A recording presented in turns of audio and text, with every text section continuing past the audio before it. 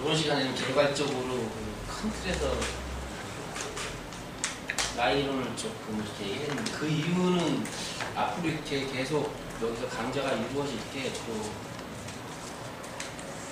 막스의 여러 가지 사회 경제 이론을 둘러싼 이런 얘기들이 계속될 거기 때문에, 일단 막스 자신이 가장 간과했던 부분들, 말하자면 인간의 정신적인 분야들에 대해서 거의 막스는 연구가 안 돼 있거든요.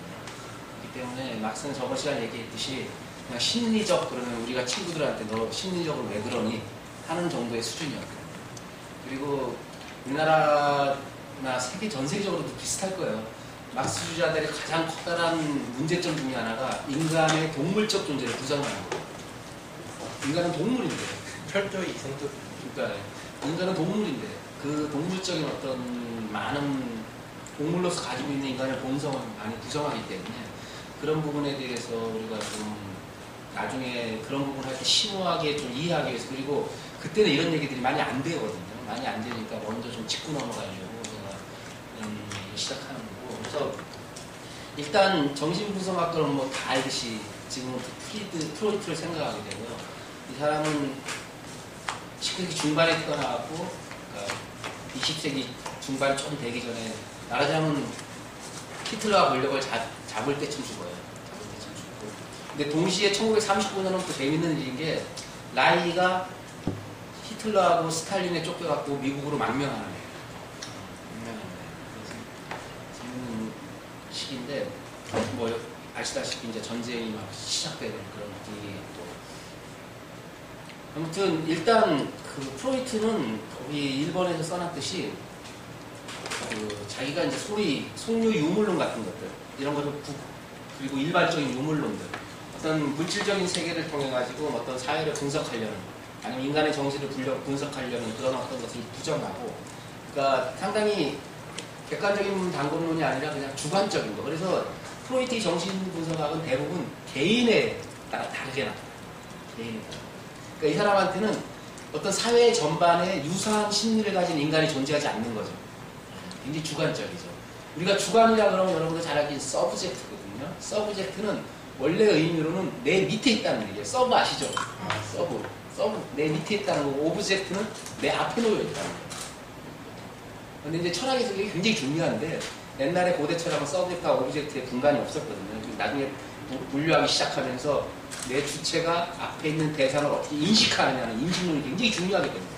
그래서 그 인식론이 이제 칸트에 와갖고 이제 종말을 구하게 되는데, 말하자면 데카르트나 이제 데카르트하고 경험론자들 둘로 이렇게 처음에는 나눠서 싸우다가, 데카르트 같은 경우는 그거죠. 데카르트가 이제 했던 방법론을 갖다가 우리가 회의론적 부정론이라고 해요. 뭔가 하면은 내가 지금 여러 가지 현상들을 연구를 하고 있는데 내가 구체적으로 확인할 수 없는 것들을 부정하는 거예요. 그래서 데카르트가 맨 먼저 부정한 게 신이었던 거예요. 데카르트가 살던 시기는 아직도 신의 시대였거든요. 그러니까 보통 우리가 데카르트의 방법 소설을 갖고 근대가 열렸다고 생각하거든요. 그러니까 데카르트는 계속 부정하다 보니까 분명히 부정되지 않는 한 가지가 남아있는 거예요. 뭔가 하면은 계속 이성적으로 사고해갖고 이 부정하고 있는 나는 분명히 존재하죠. 그게 데카르트의 첫 번째 발견이에요. 내가 이성적으로 뭔가를 계속 분석해서 판단하면서 부정하는 내가 존재하는 거는 인정을 한 거예요. 그럼 내가 존재하니까 여기 전부 다 하나의 인간이죠. 그래서 생각한다, 보는 나는 존재한다는 명제를 만들어. 그런데 이제 데카르트는 거기서 말하자면 넌센스에 부딪혀요. 뭔가 하면 그럴 능력이 어디서 왔느냐. 이게 재밌죠. 그렇게 모든 것을 분석하고 뭔가 부정할 수 있는 그런 어떤 이성적인 사고를 가진 인간은 도대체 어디서 왔는가. 되게 재밌게 방법소설의 마지막에 가잖아요. 데카르트 그게 신이 부여했다고. 자기가 부정한 신한테 다시 돌아가요.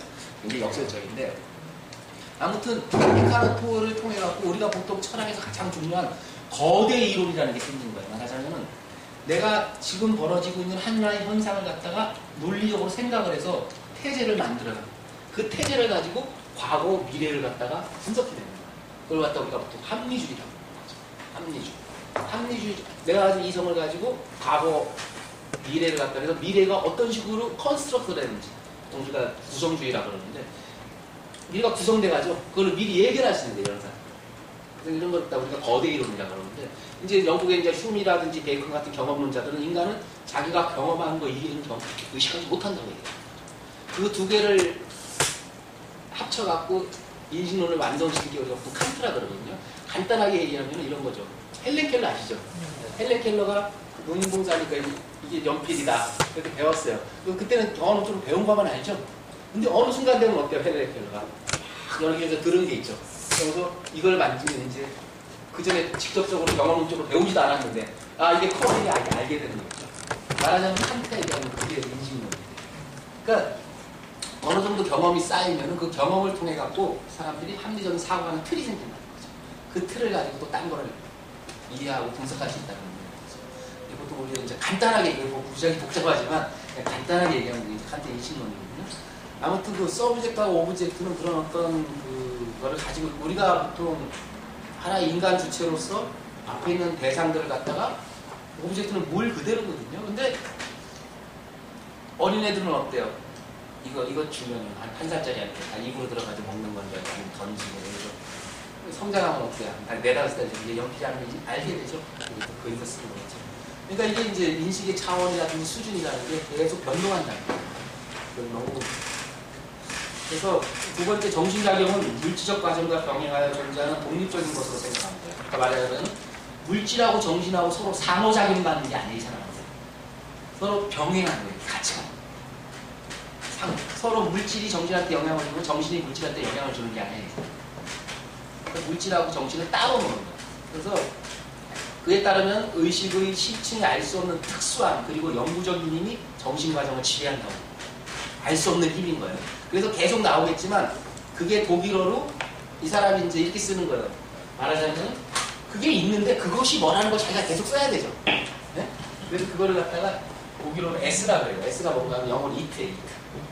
그랬을 때 이디스 뭐라고 쓰죠? 그 에스이스트하고 계속 쓰는 거예요. 너는 그럴 것이다. 나중에 번역할 때 이게 라틴어로 이드가 되거든요. 그래서 그러니까 이런 것들이 이제 그 여러 개로 나타나는데, 그러니까 그래서 이런 프로이트는 이렇게 해가지고 그런 어떤 이상한 특수한 영구적인 힘이 인간의 정신과정을 지배하는데 도대체 그것이 무엇이냐는 걸 고민을 한 거예요. 그래서 이 사람이 나눈 거는 우리가 지금 의식하고 있는 게 있고 무의식, 우리가 좀 알 수 없는 뭔가, 그렇지만 의식을 지배하고 있는 무엇이 있다고 생각하는 거예요.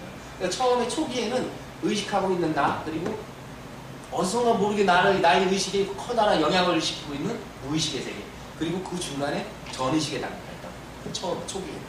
그러다가 이게 이제 나중에 바뀌는데 뭘로 바뀌냐면은 보통 무의식의 심리학에서 무의식이 모든 의식을 지배하는 심리학에서 예스라든지 자아라든지, 그러니까 예스가 여기서는 뭐라고 해야 하면은 무의식의 세계에 말하자면 알 수 없는, 그리고 일단 자, 지금 나, 그리고 초자. 여기서는 이제 S, 이히가 독일어로 영어로 I예요. I.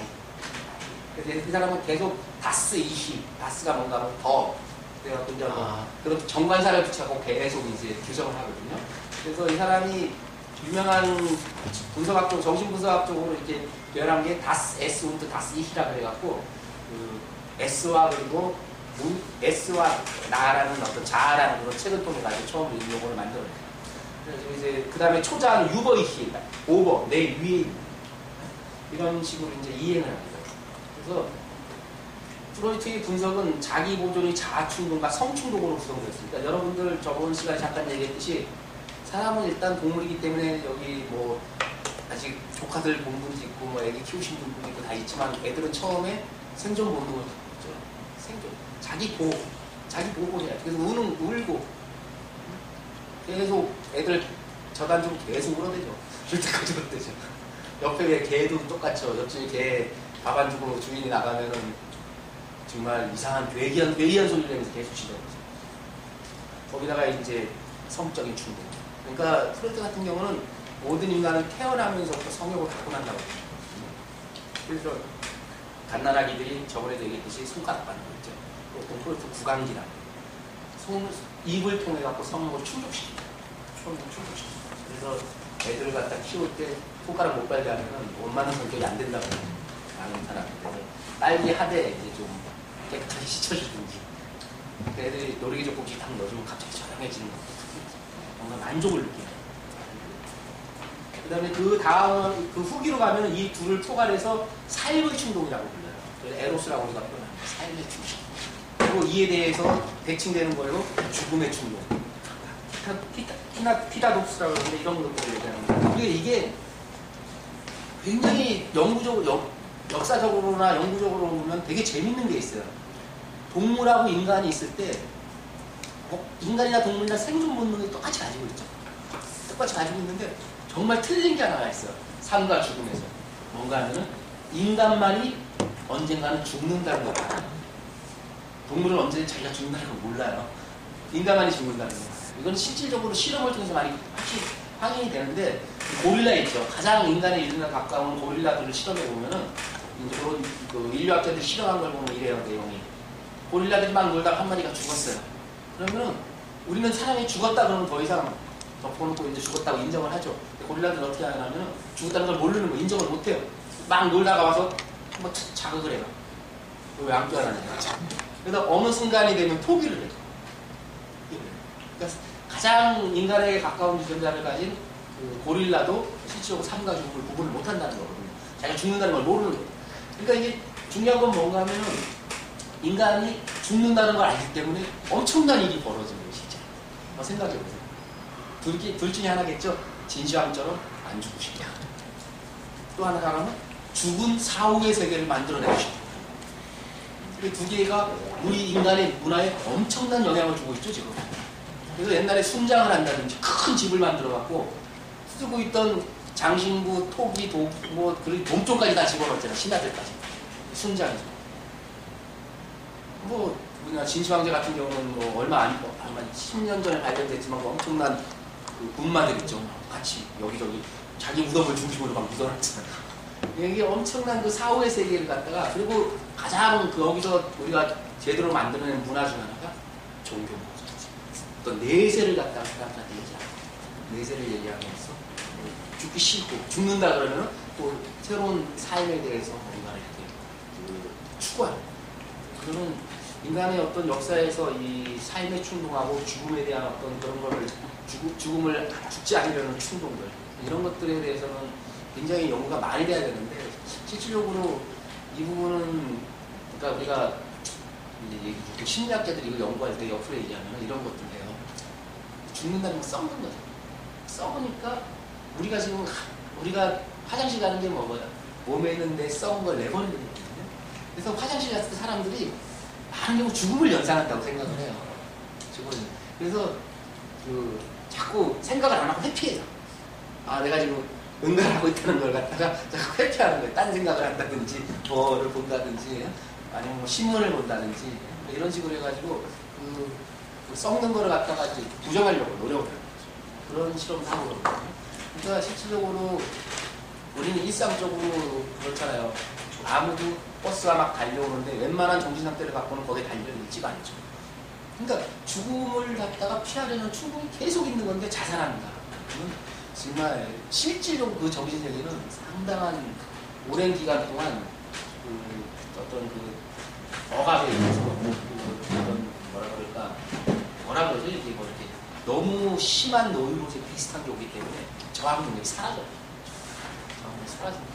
그러니까 이게 뭐 좀 문제가 심각한 건데 그래서 일단은 그 세계를 이렇게 보면은 맨 위가 위버 이히가 초자예요. 그리고 밑에 S가 이제 무의식인데 나의 지금 이히, 나의 현실적으로 내가 행동하는 것은 이 두 개의 영향을 받는다고 봅니다. 두 개. 초자하고 내가 잘 모르는 무의식, 나의 현실적인 나를 갖다가 규정합니다. 그 밑에 읽어보면은 그는 초기에는 의식과 무의식을 구분하고 어떻게 무의식이 의식에 영향을 주는가를 설명할까. 두 번째 단계에서 처음으로 1923년 나와 그것, 그러니까 이시하고 S에서 처음으로 상세하게 설명했는데 뭔가 하면은 S가 무의식을 대신하기 시작하였으며 S는 쾌락 원리에 의해서 지배되는. 그러니까 우리가 그 무의식의 세계는 아까도 얘기했지만 어떤 쾌락 원리죠. 충동, 성욕이라든지 뭐 안전에 대한 요구들 이것들이 계속 이제 지배를 하고 있고 도덕도 선악도 없으며 현실적이고 논리적인 사고도 작용하지 않는다. 한번 어릴 때 생각해봐요. 어릴 때 선악이라는 게 있어요, 없어요? 내가 필요하면 뺏는 거죠. 유치원에 2~3살짜리 애기들.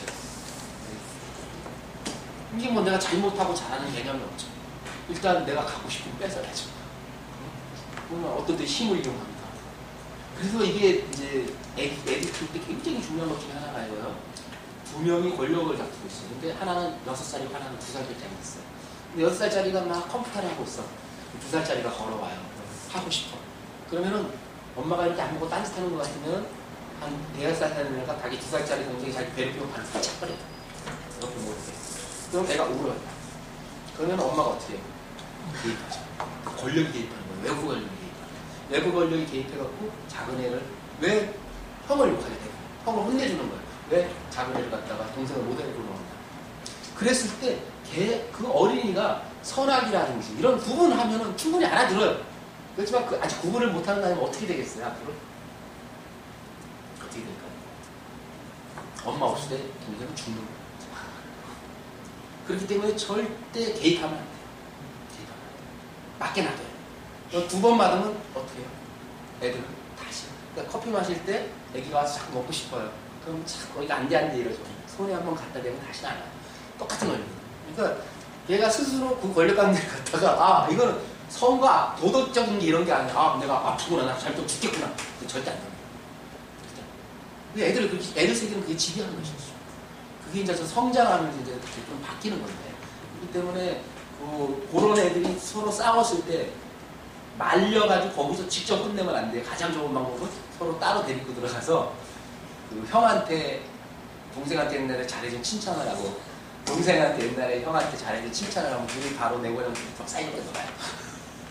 이게 그러니까 형한테는 형도 동생도 동시에 칭찬을 하고 그러니까 참 옛날에 동생 잘 데리고 놀았다 이렇게 칭찬을 하잖아요. 그럼 바로 내보내잖아요. 그럼 둘이서 바로 그냥 막 그럼 바로 얘가 큰 애가 애를 책상에 앉고 컴퓨터를 알려주는 그런 상황이 올 수도 있어요.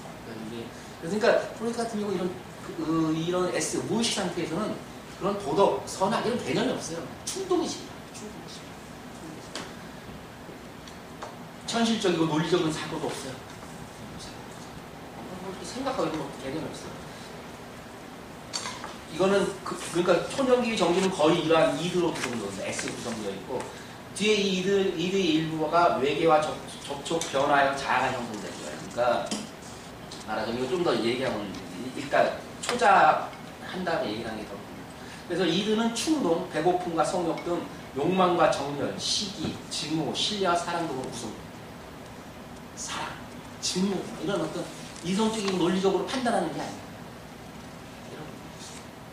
굉장히 그래서 우리가 보통 이런 무분별하게 막 화내고 이런 사람을 갖다가 유아적이라고 이러는 그런 이유 중에 하나가 이런 데 있는 거죠.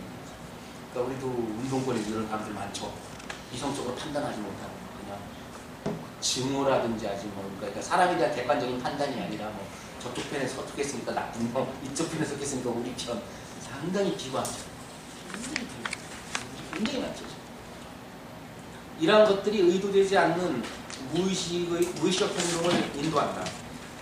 그래서 그 다음에 자아는 에고요. 그러니까 보통 이게 에고인데 에고는 S의 주변을 이루고 있는 거예요. S의 주변을 이루고 있으며 합리적이고 자기 비판적인 사고와 비판과 합리성에 의해서 확보된 표준을 가지고 있어요. 그래서 표준, 가치관, 세계관에 의해서 지배되는 거예요. 그러니까 이제 뭔가 이렇게 했을 때 현실적으로 이제 자기가 생각하는 게 있죠. 현실적인 규칙을 갖고 현실적인 행동을 이끄는 거예요. 그게 자아예요. 그러니까 예사, 초자 그리고 주변 환경 사이의 주변 사이를 중재하며 정신적이고 사회적인 충돌을 건설적으로 해결하고자 해요. 그래서 자아는 대부분 현실적이고 의식적이고 그러니까 뭔가 이렇게 무슨 문제가 닥쳤을 때 의식적으로 거기에 부딪혀가고 현실적으로 해결하는 능력을 가져요. 그게 자아입니다. 그러니까 우리가 지금 보이고 있는 우리 모습들이라고 보는데 근데 이 자아가 그런데 아까 무의식이 뭐라 그랬어요? 그냥 충동적이라 그랬죠. 그런데 그런 거를 둘러싸고 있는 자아가 어떻게 그렇게 현실적일 수가 있느냐 문제가 되죠. 문제가 됐을 때 우리가 이제 초자라는 개념을 하거든요. 여러분 초자는 뭔가 하면 철저하게 도덕 기준에 의해서 움직여요. 내가 그렇게 안 하면 나는 남의 지탄을 받게. 지탄을 받게. 이런 초자, 밑에 나오면 초자, 슈퍼에고라 그러는데 교육에 의해서 특히 가정에서 많이 형성이 돼요. 그러니까 우리 어릴 때 가장 많이 부모님한테 영향받은 게 뭐죠? 이거 해라 요구하고 이거 하지 말라는 금지 있죠. 그래서 보통 이게 이제 프로이트는 개보태하고 페어보태라고 그러는데 개보태라는 게 뭔가 계율이에요. 계율. 그러니까 금지지만 내가 율법적으로 지켜야 되는 것들이죠. 근데 번역을 계율하면 좀 이상해갖고 이거를 갖다 요구 이렇게 번역을 했는데 제가 개보태라고 그래요. 개보태면 그러니까 십계명 할 때 십계명 있죠. 그게 독일어로 개보태거든요. 그런 거예요. 내가 부모님한테 이렇게 교육받으면서 있잖아. 하지 말아야 돼. 금기사항으로 내가 갖게 되는 거. 그리고 어떤 거는 해야 되는 것들. 심부름자라면 착하고 뭐 이런 거 있죠. 그런 것들이 이제 내 마음에 굳어지는 거죠. 그래서 내재해야 되는, 그래서 그런 식으로 통해 갖고 내가 내 몸속에 있는, 그러니까 보통 페어 이너지라고 그러는데 내재화시키는. 그러니까 말하자면 내재화라는 개념이 참 무서운 건데 이런 개념이죠. 막스도 이 개념을 무지하게 많이 쓰거든요. 그러니까 자본주의에서 노동자들이 자본주의 생존 법칙을 내재화했다. 그럼 그걸 갖다가 마음속에 그냥 하나의 자기 몸하고 같이 만들었다. 같이. 그러니까 자본가는 자본의 운동을 내재화했다. 그러면 자본가는 자본의 운동을 그대로 따라하는 거죠. 이게 내재화입니다. 그러니까 그런 것들이 이제 내재화됩니다. 그리고 내재화는 행동의 기준이 되고 도덕적 양심 그리고 자기 이상 또는 자아평가의 발달을 포함하는 거예요. 초자는 도덕의 원리에서 지배되며 SS 위대하는 인간의 공격적 욕구 또는 파괴적 본능은 초자에서 발생된 죄책감에 의해서 통제된다. 막 하고 싶은데 그렇게 하면 어떻게 해? 초자에서 너 그렇게 하면 안 돼 이렇게 하는 거야. 근데 여기서 굉장히 문제되는 게 하나가 나타나는 거예요. 뭔가 나중에 계속 얘기했지만 먹고 성욕 같은 거 있잖아요. 그러니까 그거는 도덕적으로 우리가 굉장히 많이 통제가 되죠. 굉장히 통제가 되죠.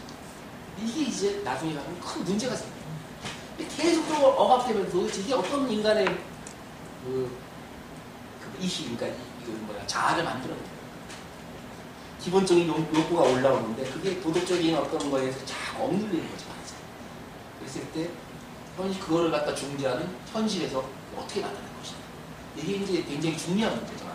그러니까 우리가 분열된 주체라는 말 들어보셨나요? 혹시 분열된 주체? 많이 쓰는 말은 아닌데 최근에 이제 철학자들이 많이 쓰는 말인데 분열된 주체라는 게 우리가 쉽게 미친놈이에요. 미친놈인데 쉽게 미친놈, 어디서 분열된 주체에 미친놈이라는 뜻이에요. 근데 그걸 갖다 좀 더 부드러운 언어로 표현하는 건데 이제 분열된 주체가 굉장히 많죠. 정신병원에도 병원에 갇히기도 하고 심한 경우에는 약물치료가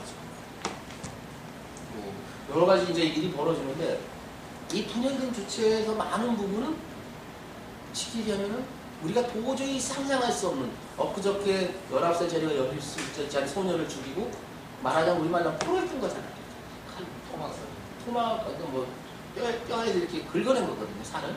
근데 그 사람이 걔가 그거 하면서 SNS를 보냈잖아요, 친구한테. 나는 아무런 질착함을 느끼고 있잖아. 그게 우리가, 어제 벌어진 사건. 그러니까 그게 실질적으로 그런 분열된 주체가 도대체 무엇이냐 이렇게 얘기를 했을 때 많은 경우에는 그냥 뭐 사이코패스다 뭐 이런 식으로 얘기하지만 정도에 따라서 다르지만 이 사회적인 도덕적인 게 깔려있고 이 욕망이 계속 올라오고 욕망의 강도는 사람마다 달라요. 그 도덕적 양심을 느끼는 정도도 달라요. 그때 분열의 정도가 다르게 나타나요. 그러니까 이 대부분의 사람들은 어느 정도 분열된 주체들이 있거든요. 근데 그걸 갖다가 그래서 많은 경우에는 이제 평상시에는 그런 게 도달했을 때 이렇게 하고 싶은데 초자가 개입을 해요. 너 그렇게 하지 마. 그래서 통제해버려요. 통제해서 이렇게 나가는 거예요. 근데 술을 먹는다든지 아니면 심각한 다른 부분이 자기를 계속 억압하고 있으면 그런 능력이 사라지는 거죠. 그게 이제 말하자면 자본주의는 범죄로 표현해요. 경제자본이라든지 성폭행이라든지 범죄로 표현해요. 그러니까 이런 것들이 그러니까 저 같은 경우는 이제 이런 범죄 같은 거를 갖다가 범죄나 어떤 사회적인 이탈행위라 그러죠.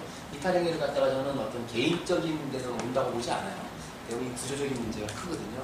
그렇지만 이런 사람들 같은 경우는 이제 정신의 이런 그러니까 어떻게 해서 보면은 나중에 얘기가 나오고 있지만 무의식에 있는 그런 충동들이 완전히 전부 다 억압되지 않고 충족된다면 사회가 어떻게 되는 거죠? 이게 굉장히 재밌는 일이거든요. 그러니까 프로이트 같은 경우도 그런 욕구가 완전히 충족되는 그런 사회가 실질적으로 인간이 완전히 해방된다는 거예요. 그런데 그런 세계는 불가능한 거예요. 그래서 이제 프로이트는 많은 경우에 잘못하면 전체주의자로 몰리는 이유 중에 하나가 프로이트는 그래서 그런 걸 통제할 수 있는 강력한 권력이 필요하다고 얘기해요. 어떻게 생각하면 좀 다른 얘기일 수도 있지만 이렇게 사회이론 가지고 다르게 이 사람은 인간의 정신적 내면, 무의식의 세계에서 그런 이론들을 만드는 거거든요. 계속 보면은 죄책감 등에 이렇게 크거든요. 그리고 이 죄책감은 나쁜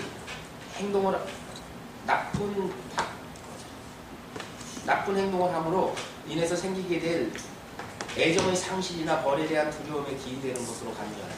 이러한 죄책감만이 아니라 양심, 수치감, 후회, 가족이나 그 밖의 집단이 추구하는 공동의 이상 등은 모두 초자의 한 기능적 측면으로 보입니다. 그래서 양심, 수치감, 후회. 그러니까 제가 한 가지 예를 드릴게요. 이게 제가 옛날에 읽은 한수산인가 누구의 소설이었던 것 같은데 지금 정확하게 기억을 안 나요. 그 소설의 내용을 보면은 누이가 모욕을 해요. 그런데 동생이 옆에 있다가 옷을 숨겨요. 그래서 누이가 그 수치감으로 자살을 해요. 응? 그러면서 그 남은 동생은 그 죄책감을 사는 거예요. 이게 굉장히 재밌는 아니 그냥 수치감이죠. 그러니까 이게 물론 이게 게오르그 진멜이라는 사람이 있어요. 유명한 사회학자가 있는데 돈의 철학 쓴 사람, 유명한 사람. 우리가 보통 얘기하는 지식사회를 만든 사람이 있는데 이 사람이 쓴 책 중에 하나가 수치심이라는 무엇인가요? 그러니까 지금 제가 왜 얘기를 하냐면은 굉장히 수치심이라는 게 우리가 창피하다는 거죠. 창피한데 우리 고등학교 다닐 때 어땠어요? 우리 여기 젊은 세대들 우리 같은 경우는 학교에 늦으면 어떻게 했어요? 조문 앞에서 손들고 서 있고 아니면은 뭐 그런 거 기억나시죠? 그러면은 수치심을 유발시키는 거거든요. 그런데 내가 전국에서 꼴찌했다는 걸 갖다가 제주도 공항에 붙여놔면 아무 소용없죠? 근데 또 아버지하고 아들은 목욕탕도 같이 가요. 근데 해운대에서 제가 옷을 갈아입다가 바지가 내려갔어. 그럼 처음에는 되게 창피하죠. 옷을 다 올렸어. 근데 그 수치심은 1분도 안 가요. 근데 아주 멀리 떨어지는 사람 모르는 거예요. 이게 수치심이라는 건 되게 재밌는 게 적절한 거리 안 있는 사람한테 가장 많이 묻죠. 그러니까 동네 아파트 입구에서 내가 바지가 내려갔다 보면 완전 창피하겠죠. 거기 돌아갈 때 계속 머리를 숙이고 있다가 어느 정도 일정한 시간이 지나야 되지만 집에서 한번 그런 거는 뭐 엄마 봤어 그러면 많은 거죠. 아무 의미 없죠. 그러니까 이 실질적으로 이 심리적으로 그렇다는 거예요. 그러니까 이게 굉장히 중요한 어떤 프로이트가 아니고 다 아닌데 우리가 보통 행동을 할 때 여기서 나오는 게 수치심을 느끼지 않기 위해서 내가 무의식대로 하면 수치심이 들어오거든요. 않기 위해서 어떻게 돼요? 현실적으로 생각을 해갖고 통제되는 거예요. 이성적으로 통제돼요. 통제라는데 많은 경우에는 굉장히 재밌는 게 뭔가 하면 성욕은 어떻게 되느냐. 성욕. 굉장히 재밌는 게 어때요? 항상 성은 이제 여기서 이제 약간 바꾸라는 미셸 푸코에 대해서 얘기를 하면 푸코가 성의 역사를 쓰면서 가진 중요한 태제가 뭔가 하면 성은 항상 지배자의 전유물이었다. 그러니까 말하자면은 자기가 본래 갖고 태어난 성욕을 갖다가 대부분 노예제도나 이런 데에서는 원시대 말고요. 노예제도, 봉건제의 노예 경제에서는 정말 번식을 위해서 사용합니다. 왜? 노예가 재생산돼야 되죠. 그리고는 따로 떨어져. 말하자면 동물의 동물이 번식기에 사람 붙여놓듯이 그런 식으로 붙여놓고 따로 인식. 물론 많은 경우에는 노예가 그냥 따로 살면서 가정을 이루는 경우도 굉장히 많았고 하지만 극단적인 노예 사회에서는 그런 경우도 있거든요. 번식을 위한. 왜 그런가 하면은 그게 결국은 성적인 통제를 갖다가 도덕적으로 통제가 안 되는 거예요. 안 됐을 때는 분리시켜놨을 때 어떤 일이 벌어지는가 하면 인간이 수동적으로 변해요. 그러니까 두려움 있죠. 또 하나 이제 예를 들면 두려움 있죠. 그래서 우리가 감시와 처벌이라는 책에 보면은 랜담이 만드는 파놉티콤이라는 게 나와요. 다시나 친구들 알죠? 파놉티콤. 원형 과목. 원형 과목인데 뭔가 하면은 거기서 굉장히 중요한 게 뭔가 원형 과목의 구조예요. 구조가 뭔가 하면은 감시자들은 내부가 다 보여요. 그리고 내부에 갇혀져 있는 죄수들은 내가 감시당하는 걸 알아. 그런데 안 보여. 무슨 말인지 알겠죠? 그러면 실제로 인간이 굉장히 수동적이에요. 10시에 자야 된다 그러면 자야 돼. 눈앞에서 보고 있으면 좀 더 늦게 자도 이렇게 되는데 시험하면서 똑같아요. 뒤에서 의자 놓고 올라가 있으면 아무도 선행 안 해요. 분명히 뒤에서 감시하고 있거든. 또 수동적으로 가는 거예요. 그래서 그게 계속 되는 거죠. 계속 뭐를 불러일으키는가 하면은 공포를 불러일으키는 거예요. 너는 이걸 어겼을 때 어떤 처벌이 가야지. 자꾸 이제 경고를 해야 되는 거죠. 계속 여기서 감시하고 있다. 그러니까 영화 같은 거 막 이렇게 밤에 이런 막 라이트 돌리잖아요. 불 돌렸을 때 꼭 잡는다는 게 아니죠. 돌아가고 있다. 너 알아서 하라는 얘기. 그런 어떤 것들이 이제 이게 굉장히 많이 이용이 되는 거예요. 이런 것들하고 이용이 되는 문제가 그러니까 그게 왜 그런 걸 하는가 하면은 가두어뒀을 때 사람들은 대부분 탈출을 해야 되고 나가고 싶은 욕망이 있죠. 그리고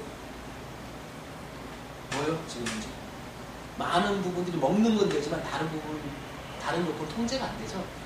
그러니까 그래서 어그레시브 공격성이 살아나요. 감옥 같은 경우 있죠. 공격성이 살아나요. 그러니까 실적으로 그래서 이 남자 여자 막 밖으로 가다두고 막 10년씩 20년씩 가다둔다는 것 자체가 실질적으로 장난이 아닌 거거든요. 엄청난 처벌이거든요. 그래서 지금 이제 뭐 인간적인 부분으로 여튼 이제 우리가 죄수들을 갖다가 감화시킬 때 어떻게 해야 될 것이냐는 거예요. 말하자면은 많은 경우는 수동적으로 변해가지고 자본주의에서 가장 필요한 시키는 데 일하는 노동자로 다시 재생산해서 내보낼 것이냐, 아니면은 정말 하나의 인간으로서 죄값을 치르게 하고 나오게 할 것이냐, 그거는 엄격하게 다르죠. 엄격하게. 그래서 감옥의 형태라든지 감옥을 갖다가 어떤 식으로 구성하느냐 상당히 많이 심각하거든요. 그러니까 스웨덴 같은 경우는 제가 알기로는 지금 같이 있죠. 여자 남자 같이 있어요. 그러니까 일정한 지역에다가 들어가서 거기 살게 놔둬요. 그래서 애기도 낳고 결혼도 하고. 그래서 그 시간이 지나면 거기서 내보내줘요. 근데 그게 이제 우리나라처럼 이렇게 막 이렇게 그냥 걔들도 실험적으로 좀 하고 있거든요. 뭔가는 말하자면 쉽게 얘기하면 한 섬에다가 그냥 갖다 넣는 거예요. 그랬더니 섬에서 나오지 마. 나오지 마. 목장 같은. 그러니까 그런데 넣어놓고 너희들이 이제 하게 하는 거죠. 살게 하는 거죠. 즉 초자는 S의 행동 원리를 밀어내 자아의 일부분이 되게 하며 자아의 생각, 행위 그리고 감정을 평가하는 거예요.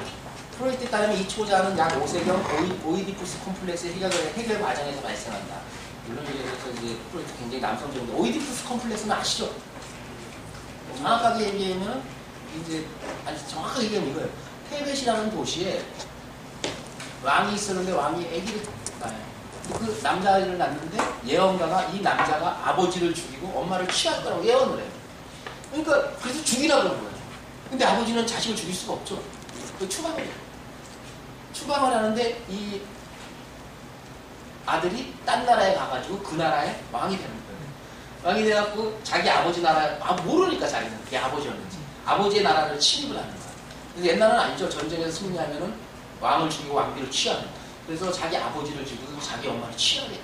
그래서 그 나중에 이거를 알게 되는 거예요. 알고 자기 눈을 찌르고 이제 평생 당나가면서 사는 거예요. 이제 장님이 돼가지고. 이게 이제 오이디푸스 콤플렉스인데 여기서 이제 아들이 아버지를 극복하는 뭐 이런 과정이라고 보는 거예요. 그렇더니 물론 그 프로이트 이론 중에서 가장 후학들한테 비난받은 게 이거예요. 오이디푸스 콤플렉스는 우리는 도저히 인정할 수가 없다. 그래서 뭐 하나의 어떤 말하자면 초자가 형성되는 그 과정을 전혀 근거를 갖고 설명할 수 없다. 근데 물론 프로이트도 상당히 많이 고심을 했겠죠. 이런 부분을 갖다 찾아내기 위해서 하나의 전설을 가지고 이제 그런 걸 설명을 하는 거죠. 그래서 결국 인간 행위를 이끌어내는 대부분의 동기는 S의 충동적인 자극과 엄격하게 통제되는 초자 사이의 무의식적인 충돌에서 유래합니다. 이 두 개가 인간의 현실적인 자아를 만들어냅니다. 그러니까 자아는 결국 뭔가 하면은 무의식과 어떤 초자, 도덕적인 어떤 그거다고 충돌해서 생겨나는 거죠. 현실적이고 이성적인 어떤 거라. 이 프로이트는 물론 이거 굉장히 하면은 참 문제점도 많아요. 그래서 꿈의 해석 같은 걸 보면은 뭐 대부분 유아기 쪽에 어떤 많은 어떤 그 여러 가지 충동의 좌절이나 그런 것들이 이제 현실적으로 나타난다고 보는데 그게 그렇다고 아무도 규정할 수도 없고, 응? 그리고 또 재밌는 거는 아까 얘기했지만 굉장히 프로이트 주관적이거든요. 그렇지만 꿈을 가지고 꿈에 나타나는 모습을 갖다 객관적으로 분류를 해갖고 또 꿈을 해석하거든요. 뭔가 해석하려면 틀이 필요하죠. 물론 이렇게 섞여 있는데 하여간 나는 프로이트 같은 경우는 상당히 그 어떻게 보면 아까도 얘기했지만 가장 중요한 건 이거예요. 물질적인 세계하고 정신적인 세계를 갖다 분리시켜요. 병행되는 걸로 보고 인간의 어떤 행동을 갖다가 그 특수한 어떤 안에 잠재해 있는 그것에 영향을. 그러니까 미쳤다 그랬을 때 정신적인 분열이 일어났다 그러면 어디로 가야 되겠어? 이 사람이 정신세계로 들어가야 된다. 그래서 어떻게 할까? 프로이트의 많은 사람들이 두 가지를 하거든요. 정신세계에서 첫 번째는 최면을 걸어요. 최면을 걸어갖고 자꾸 내면 세계로 들어가요. 그래서 어느 순간 이 사람의 지금 정신을 갖다가 그 무의식에 계속 뭔가가 있죠. 그 무의식이 어떤 그런 핵심적인 걸 만들어내는 어떤 획기적인 사건이 있죠. 그걸 갖다 계속 파고들어요. 그걸 치유하는 거예요. 아니면 그걸 발견 못하면 날마다 일주일에 보려고 30분씩 대화를 하는 거예요. 대화를 해서 자꾸 밖으로 끌고 안으로 끌고 들어가요. 그래서 잡아내는 거예요. 프로이트는 실질적으로 체면을 부정했다고 얘기하지만 체면을 못 걸어서 안 하는 거예요. 프로이트는 체면을 걸려고 그랬는데 못 걸었다고. 보통 자기는 체면을 부정한다고 얘기를 하는 것 같아요. 제가 어디서 읽은 것 같은데 보통 다른 사람들이 얘기하면 체면을 못 걸었다고 얘기해요. 굉장히 개인적이에요. 근데 이제 나이 같은 경우 그걸 좀 이제 극복하는. 그래서 보면은 이제 이러한 프로이트 이론을 비판적으로 극복하여 정신분석학은 개인의 문제를 넘어선 사회 심리학으로 발전시키기 위하여 라인은 막스의 사회 이론을 접목시킨다. 그래서 이 라인 이론을 갖다가 우리가 보통 유물론적 정신의학이라는 거예요. 유물론적 정신의학이라고 그러고, 즉 성적 구조는 자율적으로 기능하는 사회적 발전의 최종물이다. 그러니까 성적 구조가 그냥 단순하게 프로이트처럼 그냥 일정한 아주 그 주관적인 이런 게 아니라 사회 발전의 최종물입니다. 그러니까 우리가 지금 갖고 있는 우리의 정신 세계는 우리가 살고 있는 이 발전, 자율적으로 발전하는 우리 밖에 있는 것들 있죠. 그게 퇴적돼서 고정되는 사회. 즉 라인은 사회적 성격 구조를 상부와 하부 사이에 설정하고 사회 질서와 연관성을 추출하여 성격 구조의 혁명 없이는 정치 사회혁명은 불가능하다는 논리를 정리했다. 그렇겠죠, 이 사람한테. 그러니까 중간에 있는 거예요. 그러니까 이 성격 구조가 있잖아. 정치하고 경제 모든 걸 만드는 거예요. 그러니까 정치 이런 걸 만드는 거예요. 왜 그런가 하면 어떤 경제적 삶이 성격 구조에 영향을 미치겠죠. 그 성격 구조가 또다시 정치적 삶에 영향을 주는 거예요. 그러니까 굉장히 중요한 핵심 고리를 잡고 있는 거예요. 핵심 고리. 그래서 이 사람은 성격 구조의 혁명, 어떤 근본적인 변화 없이는 사회 변화는 불가능하다고.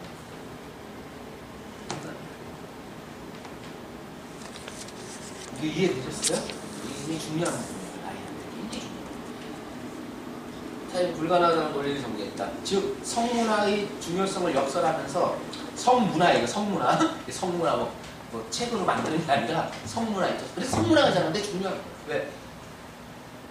이 성격 구조의 형성에 충동이 굉장히 중요하거든요. 그래서 고정의 핵심적인 충동 중에 하나가 성이죠.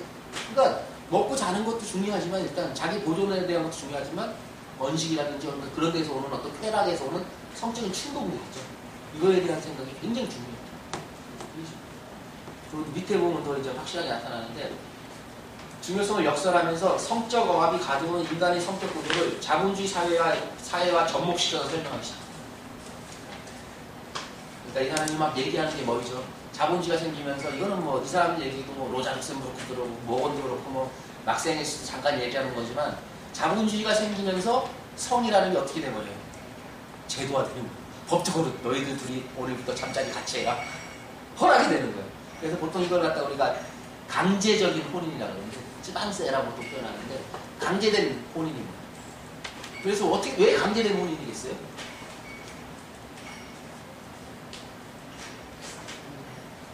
왜 강제된다고요?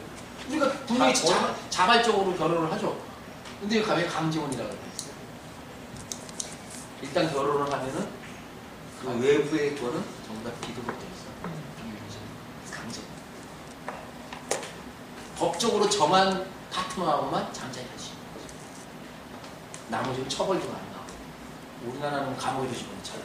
세상에 연애했다고 감옥에 집어넣는 우리나라밖에 없어요. 근데 굉장히 심각한 어떤 그런 폐해인데, 아무튼 그리고 이제 이런 사람들은 그러니까 이제 그런 것들에 대한 거부이고 시적으로 가족 있죠. 이런 거는 상당히 부정적일 수밖에 없죠.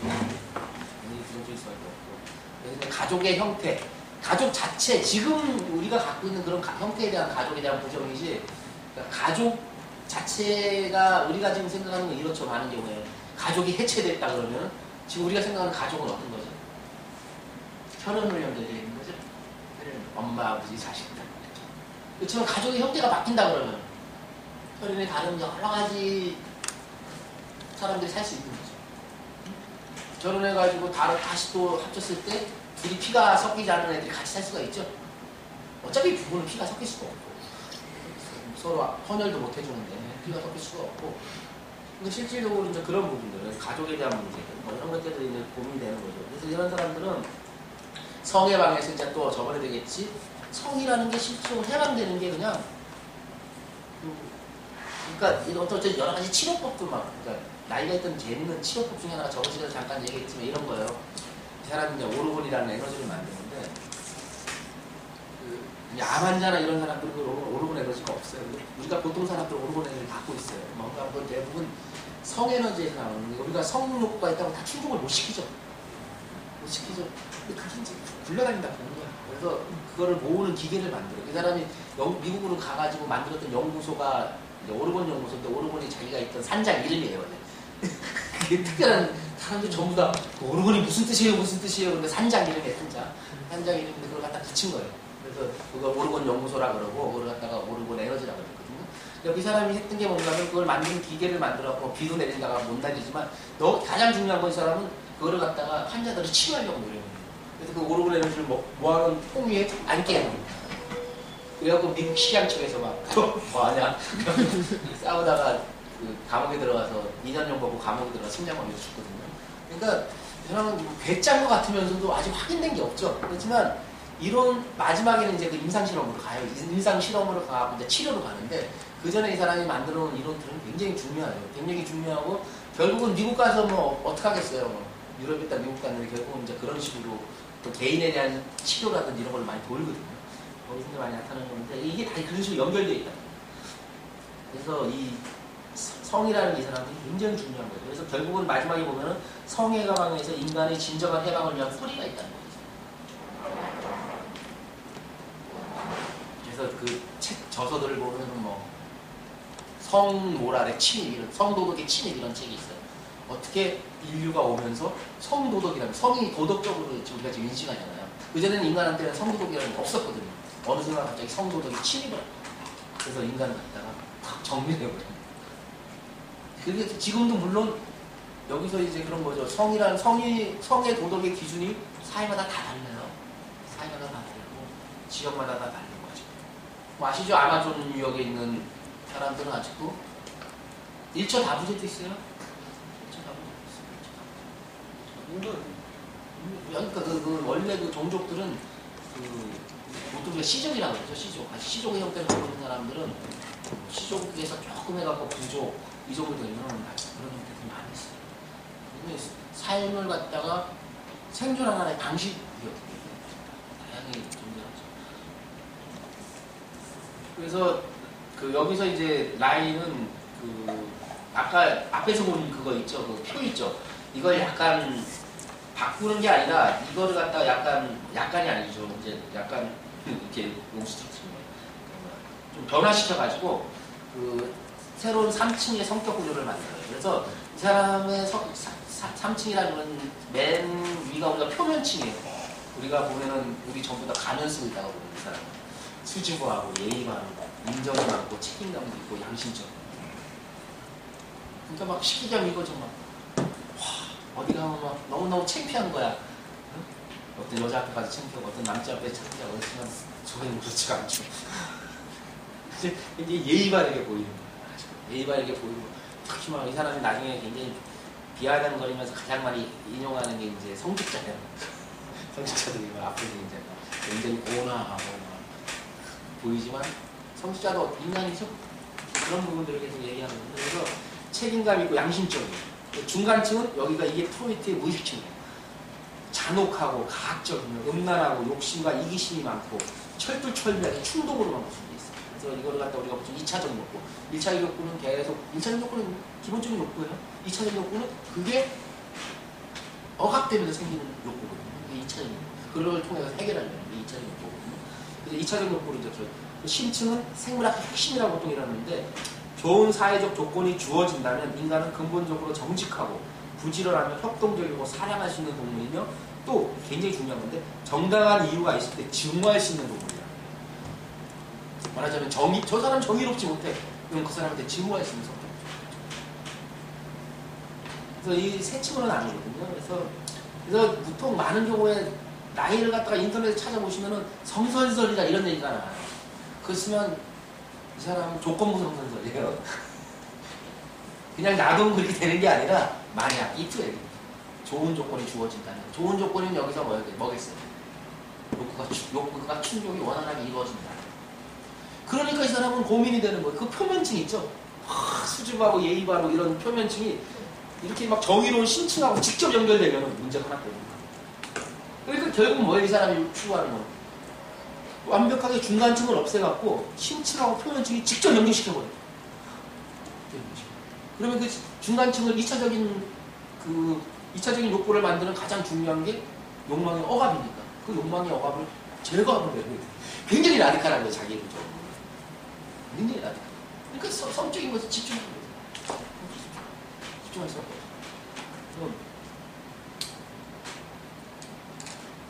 인간의 표면층이 심층과의 직접적인 접촉이 아닌 중간층을 통하여 통과해야 하므로 이 과정에서 왜곡되어 사회적 본질을 부착적으로 변형시킨다. 결국 삶의 진정한 표현을 억제시킨다. 근데 이거를 또 이런 어떤 공격성들을 갖다 자극해갖고 정치적으로 이용할 수 있다. 굉장히 무서워요. 이제 그게 그런 유형이 아니라 파시즘이에요. 그러니까 결국 파시즘이라는 것은 이런 성격 유형이 만들어낸 거지, 그냥 히틀러가 혼자서 그렇게 만들지 않았다. 그러니까 파시즘이라는 것은 이 대중들의 문제지 개인의 문제가 절대 아니에요. 그래서 이 사람한테 파시즘은 뭐겠어요? 독일하고 일본에만 있는 게 아니에요. 일반적이에요, 일반적인. 일반적인. 그리고 이제 그 책에서 이런 걸 갖다 조목조목 정치적으로 막 분석을 해요. 이제 그 밑에 이제 이런 거죠. 이런 게 있다면 이걸 갖다 한번 정치적인 걸 한번 이동시켜볼 거예요, 이 사람. 이러한 인간의 성격 구조를 사회 정치적 영역으로 옮기면 우선 인간의 성격 구조가 영원히 지속된다는 이상주의적 입장을 또 거부하면 사회적 조건과 변동이 인간의 원초적 생물학적 요구를 변화시켜 그것을 성격 구조의 한 부분으로 만들어 놓은 다음, 무슨 말이냐, 사회적 조건과 변동이 인간의 원초적 생물학적 요구를 변화시켜 그것을 성격 구조의 한 부분으로 만들어버려요. 그 다음에 비로소 그 성격 구조는 이데올로기 형태로서 사회 구조를 재생산하는 거예요. 그러니까 지금 우리가 한나라당이나 우리가 보통 알고 있는 자본주의가 재생산되는 것들 있죠. 그게 그렇게 되버린 인간의 성격 구조를 재생산돼요. 그러니까 원초적이고 정신적인 걸 갖다가 이런 어떤 사회적 조건이 자본주의라는 조건, 이런 것들 있죠. 자본주의가 이 사람들을 갖다 조건 지은 게 뭐예요? 물질적인 거. 그러니까 말하자면 1차적인 욕구의 충족, 성적인 거, 이런 걸 갖다가 많이 조건 지었죠. 그 조건 지은 하에서 우리가 지금 자본주의를 살아가는 사람들 성격 구조가 만들어져 있죠. 그 사람들 위해 정치적인 게 쓴다. 그래서 이 사람들이 정치적인 상부 구조를 재생산시키는 거죠. 그러니까 정치적인 상부를 옮겨봤자 아무 소용이 없다는 거예요. 그러니까 어떤 사람들이 와도 그 사람들을 찍을 수밖에 없고 명박, 박근혜랑 상관이 없다는 거예요. 누가 와도 그런 거 얘기만 뭐가 살려주겠다 얘기하면 된다는 거예요. 이 사람들이 그런 근본적인 것에 대해서 표가 그렇게 나타나는 거죠. 그런 본질적인 변화 없이는 절대적으로 변하죠. 근데 나중에 보면 이거를 갖다가 소련 사회가 왜 그렇게 됐냐든지 조목조목 분석을 하는 거예요. 분석을 하고 이제 왜 히틀러 때 그런 어떤 일이 벌어졌는가를 이제 분석하는 거거든요. 이 부분이 이제 프로이트하고, 그러니까 왜 제가 오늘 이런 식으로 전체적으로 설정을 했냐면은, 그러니까 다음부터 이제 경제하고 이제 막스 이론을 안 하니까 이런 부분을 좀 가지고 있어야 되는 생각이 들어가지고 했거든요. 근데 하면서 라이의 중요한 부분은 계속 들어갈 수밖에 없어요. 그러니까 우리가 지금 민족경제라는 얘기를 할 때 아무도 꺼리낌 없이 얘기해요. 민족경제. 근데 민족경제를 데피니션 해봐라 그러면 아무도 못해요. 그냥 좋은 거. 민족경제 그러면 좋은 거. 우리 좌파에서 주는 상이 민족경제상인 거 아시죠? 유인호 선생님 옛날에 민족경제론 이런 거 해가지고 막 박전체는 거예요. 그러니까 그래서 민족경제론 그런 거 있죠. 근데 민족경제를 갖다 얘기해보라 그러면 뭐예요 민족경제? 과연 자본주의 세계 경제에서 민족경제라는 걸 얘기할 수 있는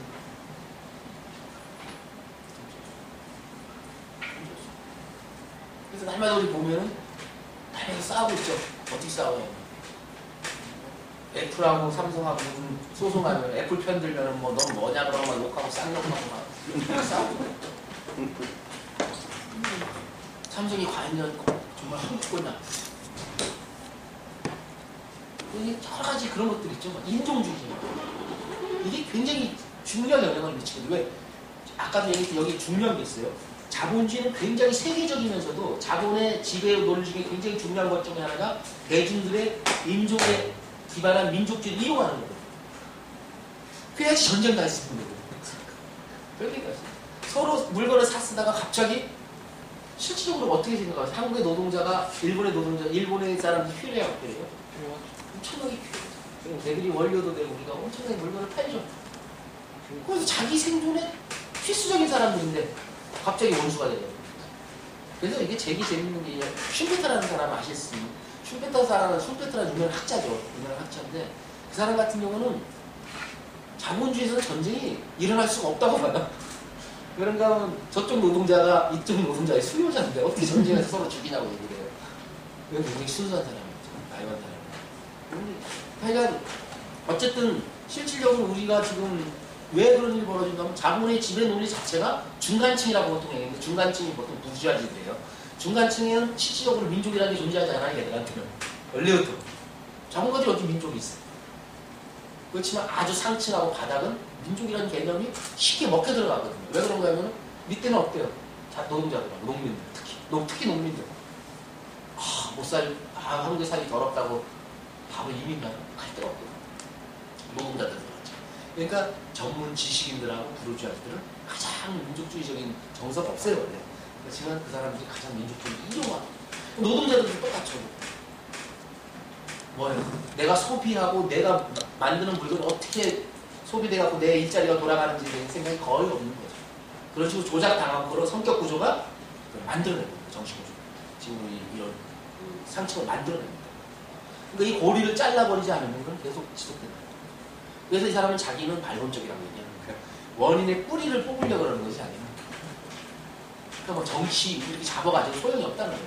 그래서 이 사람이 1930년대 초중반에 이 사람이 오스트리아 공산당원이라고 했잖아요. 공산당이 축출당한 이유가 딱 한 가지예요.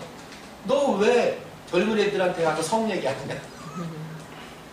그런데 더 겁났던 건 이거예요. 프로이트 말이 너무 먹혀들고 나이 말이 너무 먹혀들고 젊은 당원들.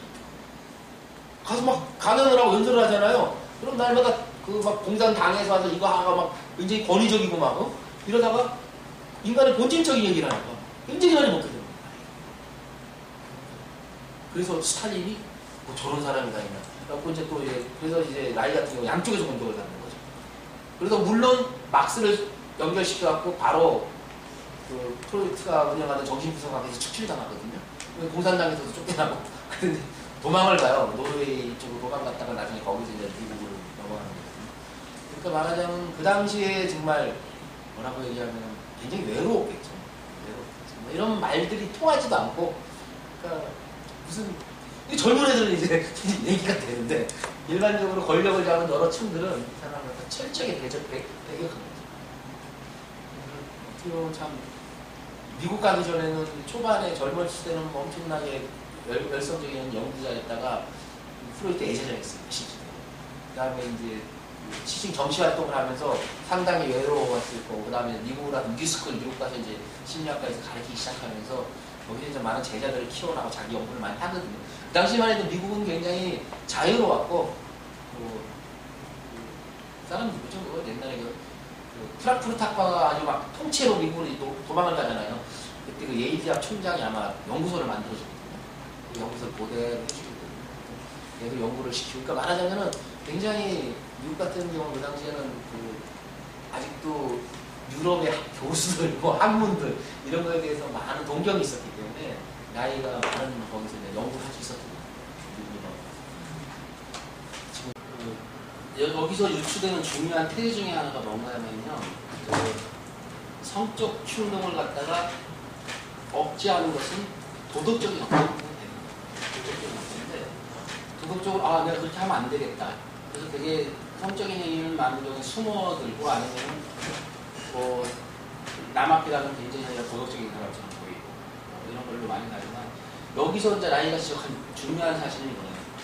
그런 거를 갖다 도덕적으로 억제하는 것 자체가 어떤 물질적인 어떤 억압이 왔을 때 그것까지 동시에 억제시키는 거예요. 그러니까 이 사람이 만든 유명한 그 태세 중에 하나가 이거잖아요. 왜 배고픈 자가, 그러니까 왜 사람들이 이런 걸 연구하냐는 거죠. 배고픈 자가 물건을 훔치는 걸 연구하잖아요, 대부분. 이 사람은 다른 식으로 얘기해요.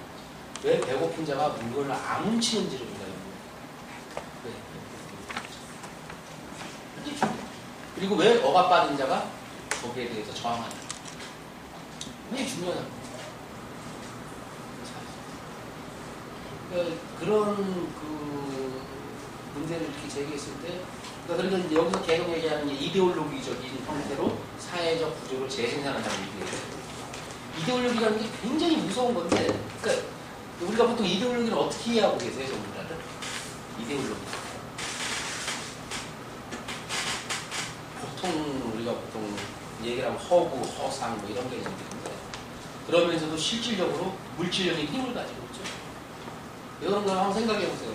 이승만 때 반일 이데올로기, 박정희 때 반공 이데올로기가 실질적으로 엄청난 물질적인 힘을 갖고 민중을 갖다가 탄압했죠.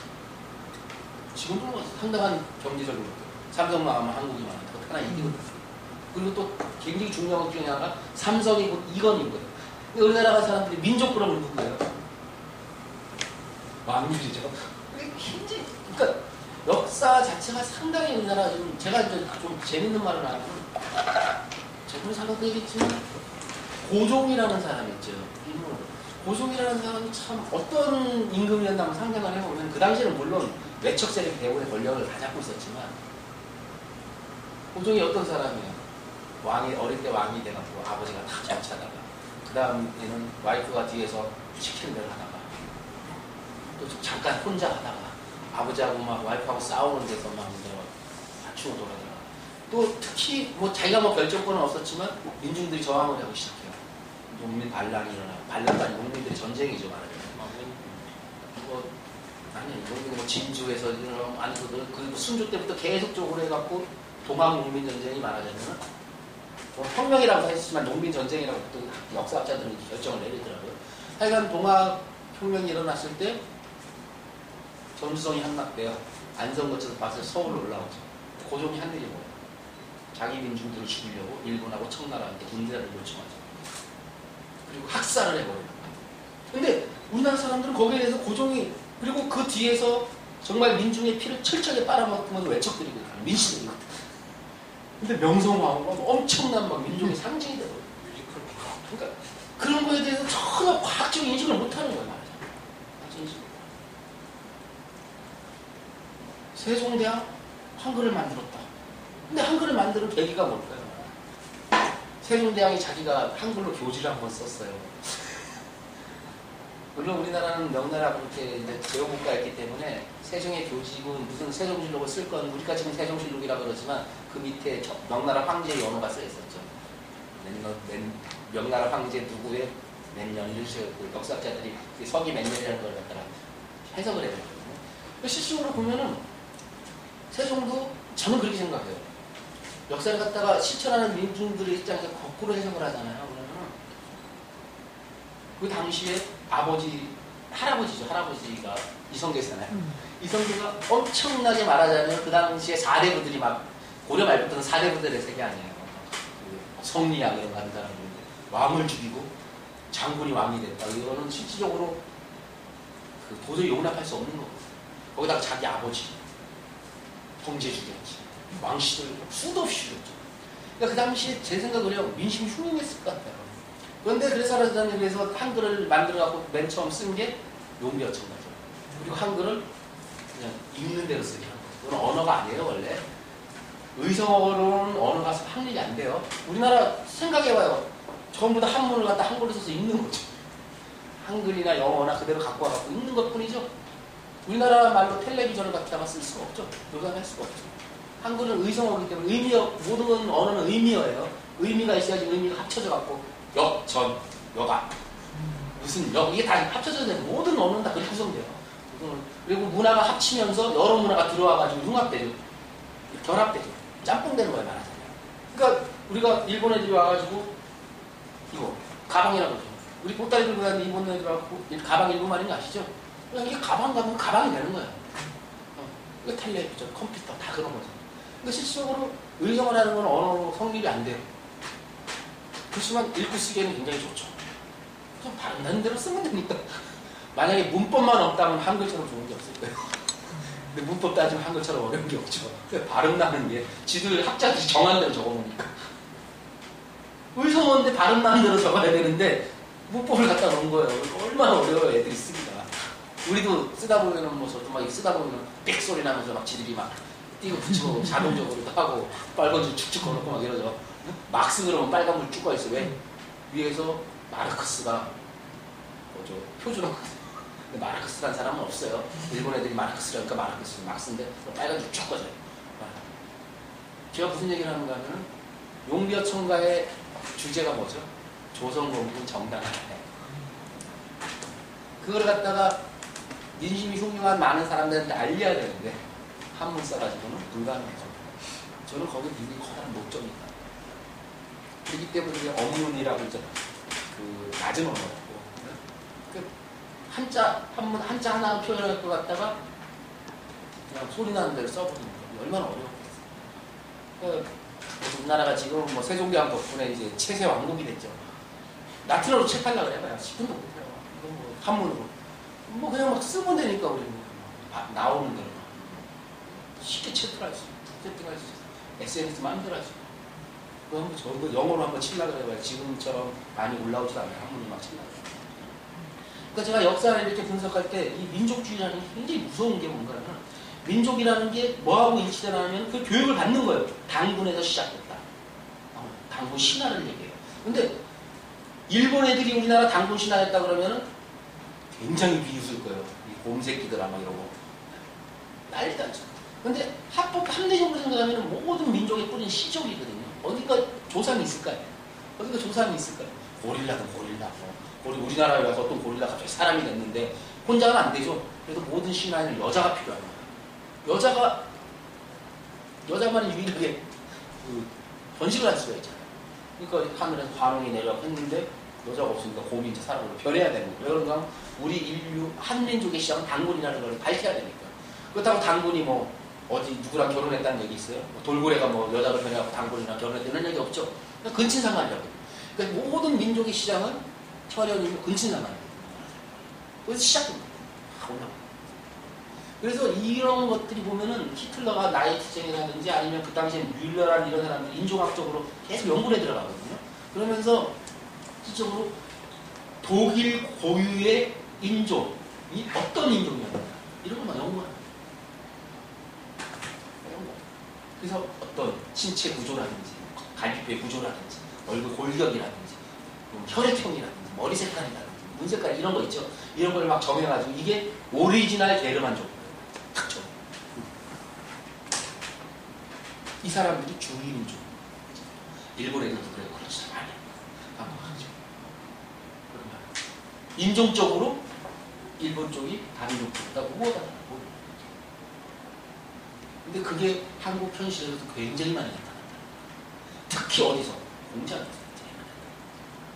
중소기업이라든지 막 지금 현대중공업 같은 데 가면 뭐 외국에서 연수 온 애들 있죠. 이런 애들 그냥 사람 취급을 못 받는 거예요. 일반 노동자들. 근데 그 일반적인 노동자들이 권위주의, 막 민족주의 이런 거 있죠. 거기 이런 사람들이 이제 민주노총을 막 형성을 시켜요. 굉장히 무서운 일이 벌어지는 거지. 굉장히 왜 그런가 하면 그런 사람들이 일본의 파시즘, 독일의 파시즘의 핵심 부대가 노동자들. 노동자. 그것도 실질적으로 조직된 노동자. 그러니까 그 굉장히 무서운 게 좌파 중에 하나 갖고 있는 이데올로기, 이 사람 생각하는 이데올로기, 제가 지금 굉장히 많이 재생산다고 생각하는데 노동자면은 무조건 굉장한 혁명 변혁 세력으로 보는 거예요. 실질적으로 노동자들이 가장 자본주의에서 자본주의가 성숙되다 보면 어떻게 돼요? 일자리는 점점 줄어들고 이제 반주변화 되죠, 많은 노동자. 아니면 주변으로 완전히 밀려난 사람들. 그래서 일본 같은 경우에는 우리나라는 지금 직업군의 아르바이트가 없거든요. 일본은 직업군에 가잖아요. 의사, 변호사, 맨 밑에 아르바이토, 걔들 발음이 안 되니까 아르바이토라고 했어요. 그래서 가타카나로 아르바이토 해갖고 직업군이에요.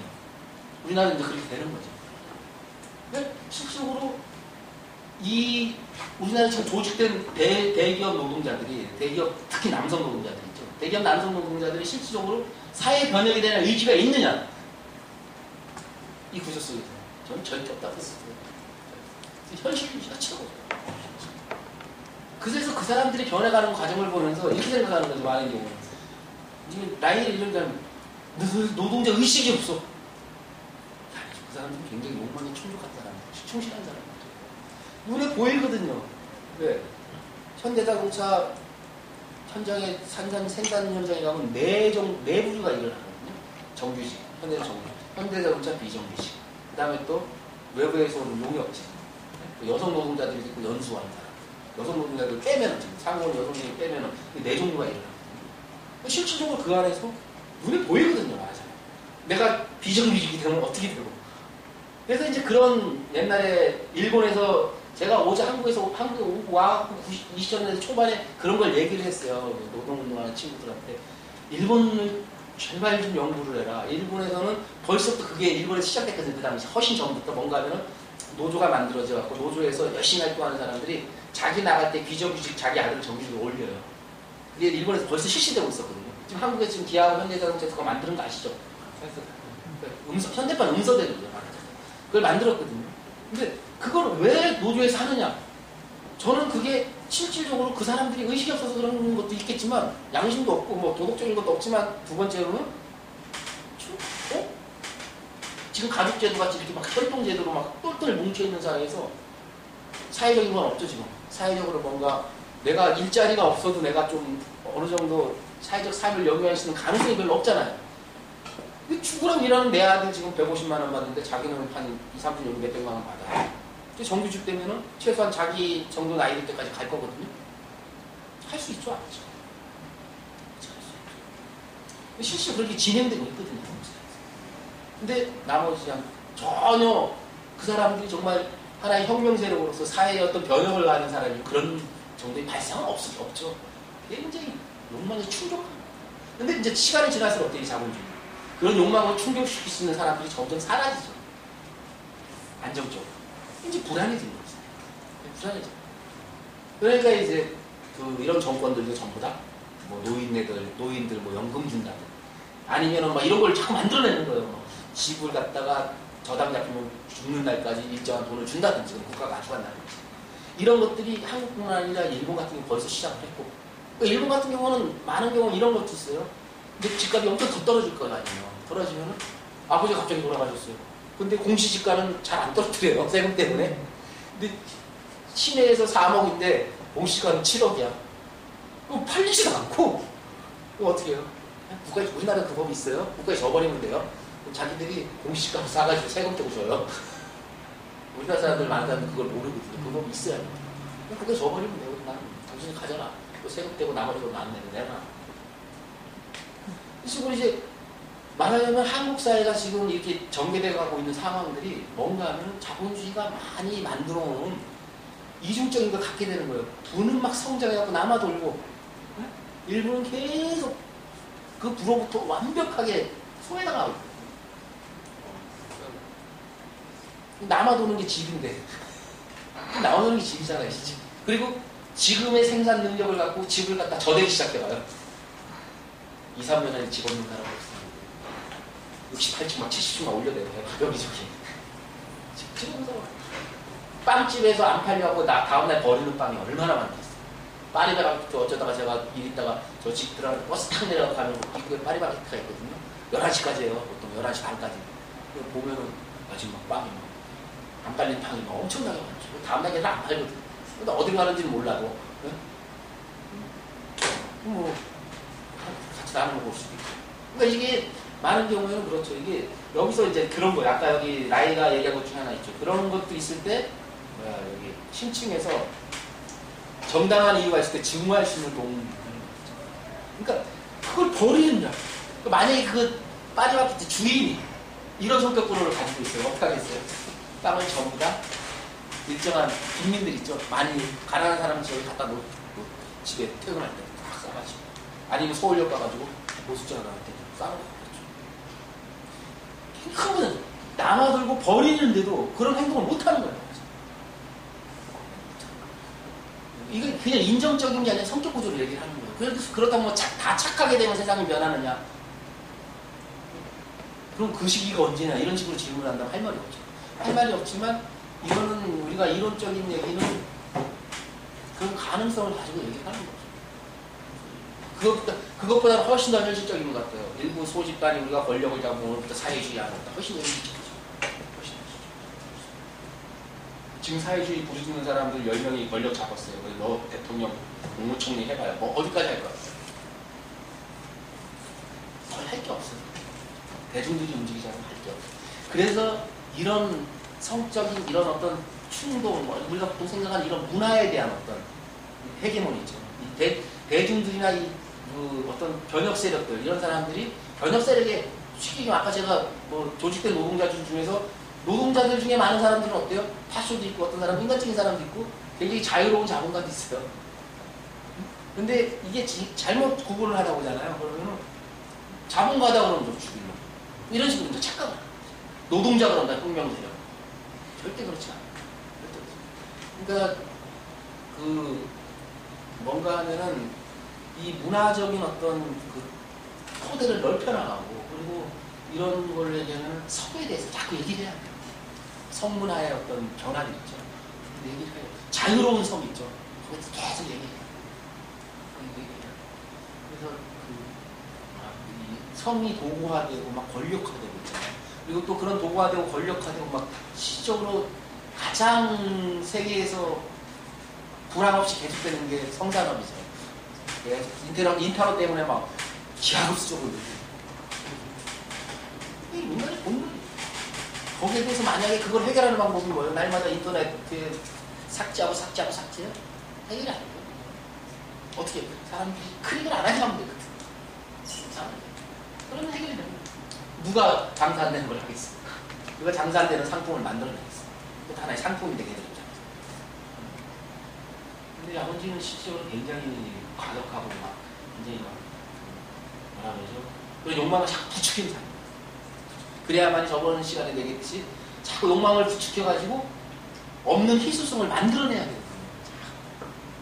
보통 이렇게 저도 그렇지만 저도 솔직히 산을 좋아하는데 등산 모자가 7-8개 돼요. 물론 여름 거 가을 거 따지면 한 2개씩 되지만 솔직히 그런 거예요. 저는 옛날에는 그냥 겨울에도 여름 모자 쓰고 다녔거든요. 어느 날 갑자기 창피해지는 거예요. 겨울 모자도 하나 사고, 추우니까 귀에 이거 달린 것도 하나 더 사고, 이러다 보니까 실적으로 하나하나 쌓이다 보니까 너무 많은 거예요. 근데 제가 이렇게 생각했는데 내가 저거 다 필요한가 이런 고민할 때 근데 한번 집에 가서 보면은 내가 스스로 어떻게 보면은 자본주의가 자꾸 희소성을 만들어내지만 내가 그래서 인정하고 내가 거기에 빠져들고 내주화 시킨 거예요. 내가 하지 않으면 괜찮은데 하는 거예요. 그러니까 이제 엄청난 그 물질적인 어떤 충족감, 그리고 그런 물질적인 충족에 빠지니까 많은 경우에는 내가 돈이 생겼을 때 남에 대한 이해보다는 내 안에 그 작은 머무는 거죠. 그래서 그것도 제가 이런 식으로 얘기를 하면은 저도 실질적으로 많은 이렇게 자유롭게 이렇게 될 수 있는 그런 어떤 성격 구조를 스스로 만들어내지 못한 거라고 저는 스스로 평가해요. 그래서 여러 가지 틀에서 이 이데올로기라는 게 우리를 굉장히 많이 지배하고 있는, 원래 이데올로기는 좋은 말이거든요. 똑같은 거 소시올로지잖아요. 사회학. 이데올로기는 아이디어로지예요. 말하자면.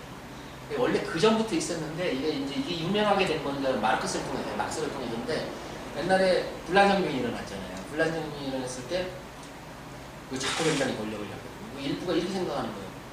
정신적인 변화 없이는 사회의 변화는 없을 수가 없다.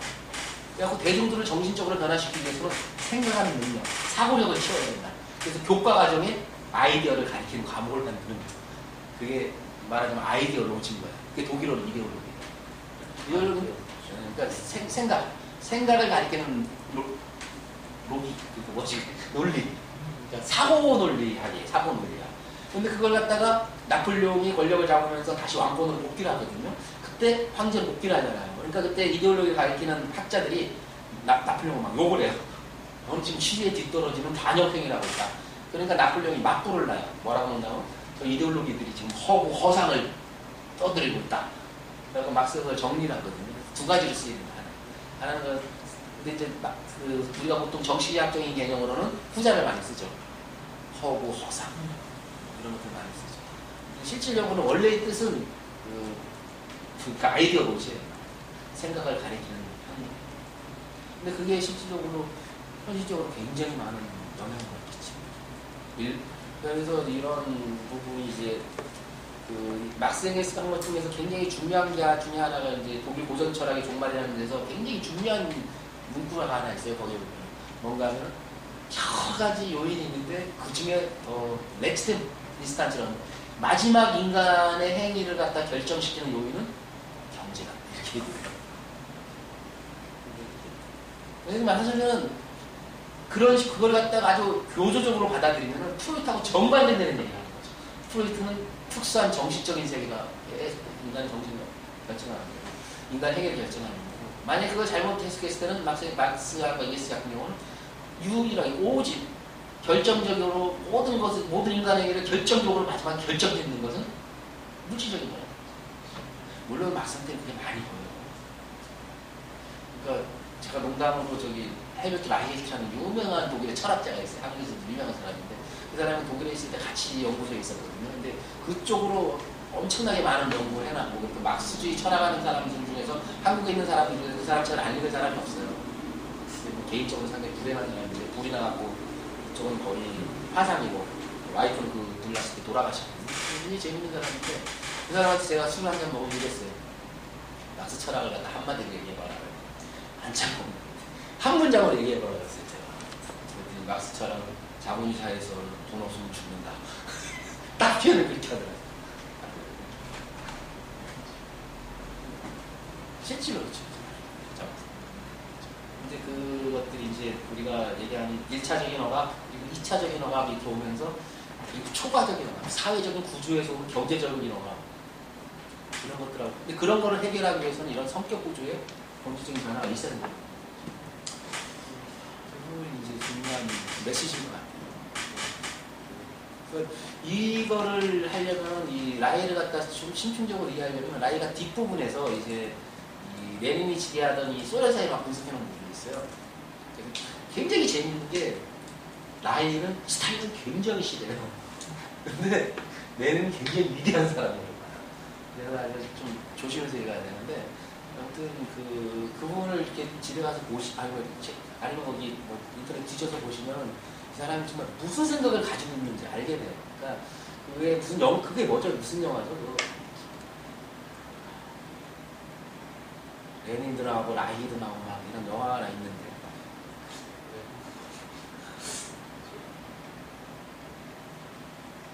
제가 다음 해드릴게요. 알려주세요. 신의 현상이 있어요. 아무튼 그 라이의 생각 자체는 어떻게 보면 있잖아요. 양쪽이 하나는 천재라고 하고 한쪽에서는 뭐라 그러겠어요? 협작꾼이라고 프로이트 적당, 막스 적당해서 섞어지게 하나 만들어놨다. 근데 제가 보기에는 그렇지 않은 것 같아요. 제가 라이를 갖다 이때까지 본 건강이 있던 이 사람은 실적 달곰주의자예요. 사회를 갖다 정말 뿌리채 뽑아서 변형시키는 방법은 이거다. 내가 가진 이론은 이거다. 그리고 이제 전 나라를 세상에 내놓는 거예요.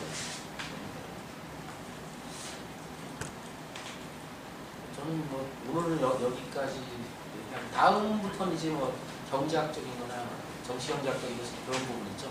그런 쪽으로 넘어가면서 이제 아무튼 이제 다음 시간은 이제 좀 구조적인 거지만 막스의 사상의 전체적인 구조 틀 있죠. 막스의 사상이 어떤 생각하는 거 있죠. 막스가 43권의 책을 엥겔스하고 쓰고 죽었는데 43권인데 그게 26권은 2권이고 막 이러니까 한 몇 권이 있어요. 거기다 한 권의 책이 거의 1000페이지거든요. 독일어로. 그러니까 뭐 엄청나게 많이 썼죠.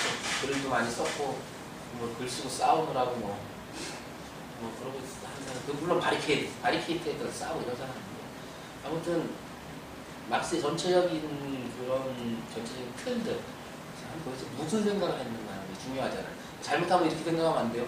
막스가 18살이나 20살이나 30살이나 50살이나 63살에 81년에 죽으니까 18년에 태어나고 몇 살이 죽은 거죠? 한국 나이로. 한가 조금 지나서 죽은 거예요. 죽기 전이나 똑같은 생각을 갖고 있었다는 거 큰일 나요. 많은 잘못하면 막스학을 한다 그러는데 막스학을 하는 사람은 막스가 23살에 쓴 거하고 60살 다 돼서 쓴 거랑 막 어떻게 연결시켜가지고 이렇게 쓰는 사람이 있거든요. 한번 생각해보세요. 20살 때하고 지금하고 생각이 같으면 그 막스가 아니에요. 막스는 변집범죄자예요. 계속적으로 변하는 사람인데 그 사람이 20대 쓴 거랑 60대 쓴 거랑 똑같다는 사람은 절대 안 돼요. 그게 잘못하면 그게 우리가 잘못 가지고 교조주의야. 낭만 하나 가지고 모든 거 차이가 그런 부분에 이제 제가 아는 한 다음 시간 그런 구조랑 그리고 자본론이 도대체 어느 정도 위치에 있는가. 자본론이 갑자기 하늘에서 뚝 떨어진 건 아니겠죠. 그러니까 자본론의 표제가 자본론이라는 책은 죄송한 건 없고 그냥 다스카피탈이에요. 자본이란 자본이라는 책인데 일본 애들이 다 논자를 붙이잖아요. 논자를 붙이고 자본론이 되는데 자본의 부재가 정치경제학의 비판을 위하여. 그때의 정치경제학은 영국의 고유한 놈이었거든요. 말하자면 자본주의가 시작되면서 쭉 내려오고. 그러니까 말하자면은 정치경제학이라는 것은 실질적으로 영국의 학문이었고 막스가 런던에 살면서 계속적으로 정치경제학을 공부해갖고 이걸 비판하는 책을 쓴 거거든요. 그렇기 때문에 많은 부분은 구정파 경제학이랑 방법론적으로 유사한 부분도 많아요. 그렇지만 전혀 분석하는 세계관이 틀린 거죠. 관점이 다른 거죠. 그런 쪽으로 정치경제 학설사 그리고 그 당시에 전체 그 방법론적인 부분에서 막스의 자본이 어느 정도 위치를 차지하고 있는가 이런 것들을 갖다 좀 그래야지 막스를 통합 이해를 할 수 있겠죠. 자본론만 가지고 달달달이 해봤자 그거 실제로 자본론 읽을 필요 없어요. 다 몇 개 중요한 법칙만 잡아가지고 설명해야 되거든요. 그런 식으로 해갖고 이제 자본론을 갖다가 쭉 설명하고 그 다음에 이제 자본론도 거기서 멈추는 게 아니잖아요. 현대적으로 의미되는 부분도 있고 그리고 또 자본론도 많은 부분이 잘못되어 있고 그러니까 막스는 사람이니까 신비화되면 안 되는데 많은 경우 신격화되어 있거든요. 막스 잘못한 거 많고 우리도 그렇게 많은 걸 써놨는데 전부 다 맞겠어요. 그 부분에 대해서 좀 이거 너무 솔직히 막상 철학적이에요. 글 자체가 너무 어려워요. 그 당시에는 다 그랬겠지만 막상 철학을 공부해갖고 다 튀어. 그냥 아무거나 막 튀어나오거든요. 그러니까 웬만큼 막 공부하려면 너무 하려면 힘들죠. 그래서 그거는 뭐 자본론을 읽는다 이런 문제가 아니라 자본론을 그냥 본틀을 이해하고 그게 정말 현대사회는 왜 고전인가 많은 경우는 막스가 자본론에 밝힌 자본주의 내재의 법칙들이 관철되고 있습니다. 그 부분에 대해서 오늘 한 번에 대해서 질문 일단 박수 좀